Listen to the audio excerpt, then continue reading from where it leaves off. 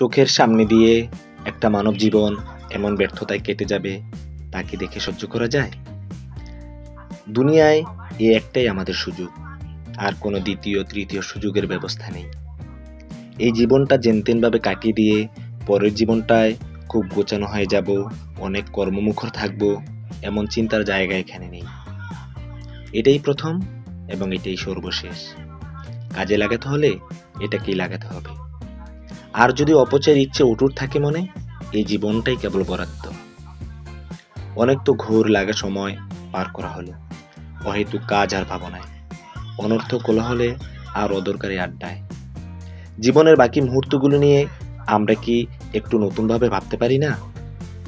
আগামীকাল থেকে একটা নতুন ভোরের সাক্ষী হতে, যেখানে থাকবে না আল্লাহর অবাধ্যতা, যেখানে আমাদের জীবনকে রাঙিয়ে তুলব আল্লাহর রঙে।